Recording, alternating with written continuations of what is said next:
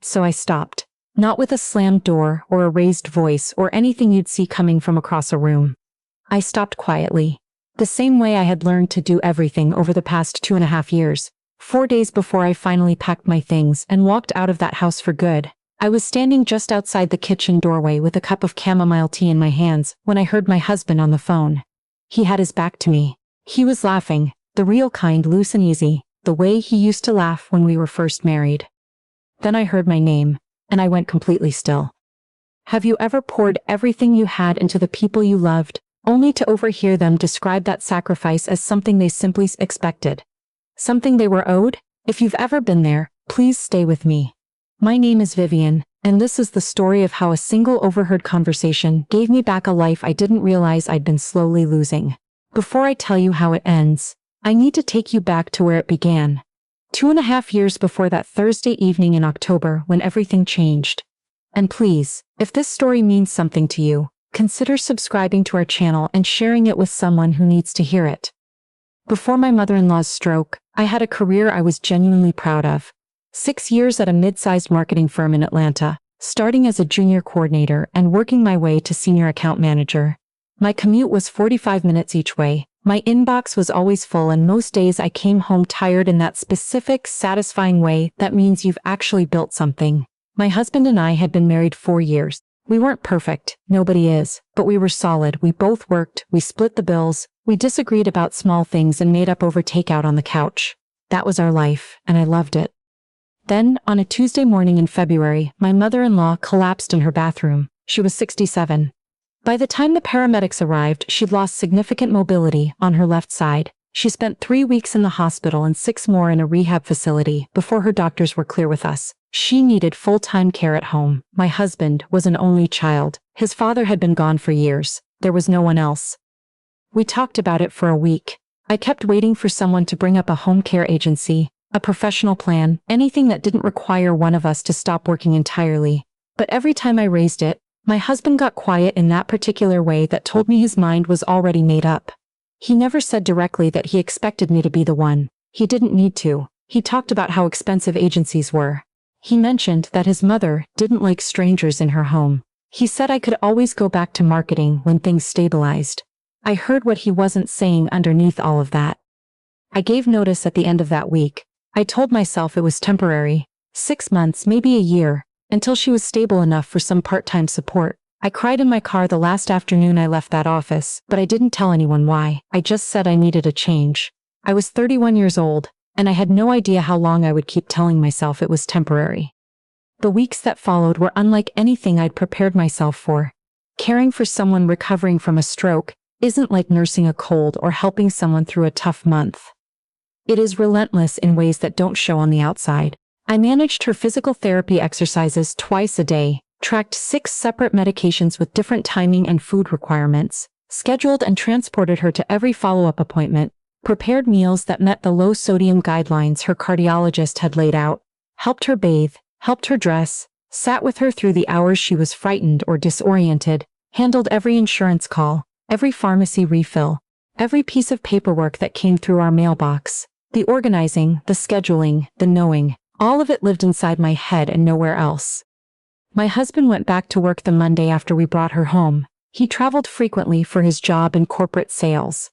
And some weeks I barely saw him. When he was home, he'd help with dinner occasionally or sit with his mother during her shows. But the structure of everything, that was mine alone. For the first few months, he was grateful, genuinely. He thanked me often, brought home flowers occasionally, told me he didn't know what they would do without me. That phase lasted roughly 3 months. After that, the shift was gradual enough that I almost didn't catch it happening. The thank yous got shorter, then stopped. If I mentioned being exhausted, he'd say he was exhausted too. As if his office schedule and a hot meal waiting at home were the same kind of tired as mine. If I hadn't done something he expected, dinner late, a follow-up not yet scheduled, a request that he take over one middle-of-the-night task, he acted inconvenienced. Not angry, just surprised, the way you're surprised when something that should work suddenly doesn't. I told myself it was stress. I told myself he was carrying his own weight in his own way. I told myself I was being too sensitive. About 14 months in, I sat him down and said it plainly. I was struggling. I needed real help. I needed us to find a part-time aide for a few days a week so I could breathe, so I could remember I existed outside of that house. He's listened, he nodded. Then he said home health aides in our area were running $25 to $30 an hour, and with the mortgage and his mother's medical bills, we just couldn't swing it right now. He kissed my forehead and went to bed. I sat at the kitchen table for a long time after that. I didn't push it. I told myself it was temporary. I kept telling myself that for another 14 months. By then, my world had become very small. My friends had stopped expecting me to say yes to anything. The messages came less frequently. My old colleagues had moved forward. Promotions I would have been next in line for, accounts I'd spent years building, opportunities that didn't wait. Some mornings I looked in the mirror and noticed things I'd been too busy to see before. How tired I seemed all the time, how I couldn't remember the last moment I'd done something that was purely for me. It was a Thursday evening in October when everything shifted. My mother-in-law had asked for chamomile tea before bed, a ritual we'd settled into over the past year. I'd put the kettle on in the kitchen while my husband sat at the table talking on the phone, his back to the doorway. He hadn't heard me come in. I was about to say something when I caught my own name in the conversation, and something in me went very still. He was talking to his sister, who called him most Thursday evenings from Phoenix. I stood just outside the doorway and I listened. Vivian's not going anywhere, he said, easy and relaxed. She gave up her whole career for this. Where is she going to go back to? She's basically running a one-woman nursing home for us, and it's not costing us a thing. His sister said something I couldn't make out. He laughed. She's not going to burn out. That's just how she is. She needs to feel needed. I'm not worried about it. I stood there holding that mug of chamomile tea, and I felt something I had not felt in a very long time. Not sadness, not rage. Something much quieter than both. A clean, cold clarity. The kind that comes when you finally stop making excuses for what you're seeing. I waited until he said his goodbyes. Then I walked into the kitchen, set the mug on the counter, told him I was heading to bed. He said dinner had been good. I said thank you. My voice didn't shake at all. I lay in the dark for a long time that night. The ceiling fan clicked softly on every rotation. I listened to it, and I thought very carefully about what I was going to do next. Not whether I was going to do anything. That part was already decided, just how. When the house was quiet, I went downstairs and sat at the kitchen table with a notepad. I wrote down everything I did in the course of a single day. Physical therapy, medications, morning set, afternoon set, evening set, breakfast, lunch, dinner, evening snack, grocery shopping to meet dietary restrictions, scheduling and driving to specialist appointments, insurance calls, prescription refills, medical log entries, wound care, laundry, researching adaptive equipment, filing forms, coordinating between her cardiologist, her neurologist, and her physical therapist whenever their recommendations conflicted. I filled 4 pages before I stopped. Then I opened my laptop and looked up the cost of professional home care in the Atlanta area. The numbers came back fast, between $25 and $30 per hour for basic personal care. Closer to $35 for skilled nursing support. For the level of care I was providing full-time, 7 days a week, with skilled coordination, the monthly cost ran between $4,000 and $6,000. I sat with that number for a long time. 2.5 years. At the lower estimate, well over $100,000 worth of care, not as a licensed professional, as a wife. Unpaid, unacknowledged, and, according to my husband, not going anywhere. I wasn't shocked by the number. I was shocked that I had never once let myself think about it before. The next morning, while my husband was at the gym and my mother-in-law was watching the news, I found my old supervisor's contact information. I hadn't spoken with her in almost a year. I wrote the email 3 times before I got it right, professional but honest. I was looking to return to the field. Were there any openings? If not, would she be willing to serve as a reference? I sent it before I could change my mind. Then I updated my resume for the first time in 2.5 years.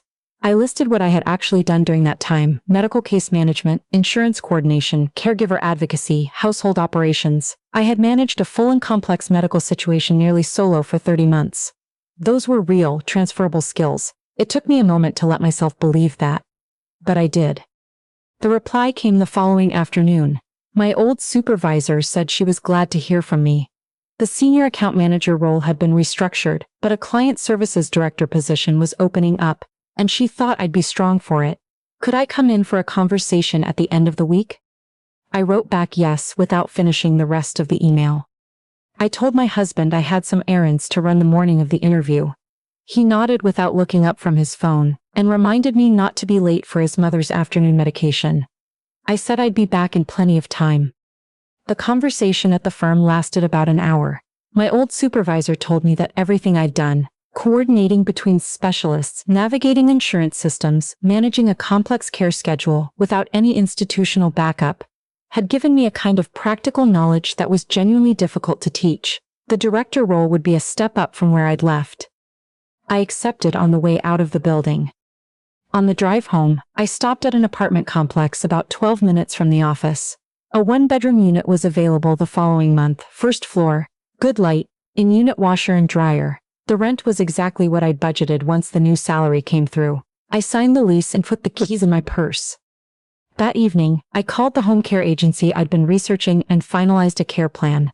I walked the intake coordinator through every detail: medication schedule, therapy routine, dietary needs, mobility limitations, specialist contacts, emergency protocols, the small daily preferences my mother-in-law had that made a real difference in how her days went. The coordinator told me I had documented everything more thoroughly than most families who came to them with twice the preparation time. I want to be clear about one thing. I arranged all of this not because I owed it to my husband, but because I genuinely cared about my mother-in-law. She had never been unkind to me. She hadn't asked for any of this situation either. I was not going to leave her without good care. That was never a question. The night before I left, I was at the kitchen table finishing the last of the documentation when my husband came down for a glass of water. He glanced at the papers spread in front of me and said his sister had asked how I was doing the week before. He'd told her I was fine, just my usual routine. He went back upstairs. My usual routine, 2.5 years of my life, the career I'd left behind, the mornings I'd woken up stiff and sore from lifting, the friends who'd quietly stopped calling, all of it to him was just my usual routine. I turned back to the papers and kept working. The morning I left felt different from every other morning in that house. I woke before the alarm, made coffee, and sat in the kitchen while it was still dark. I felt something I hadn't in a long time. Not peace exactly, but something close to it. The particular quiet that comes when a decision is already made and you've stopped bracing against it. My mother-in-law was awake by 6:30. I helped her up, helped her dress, made her oatmeal with brown sugar and banana slices, the way she liked it.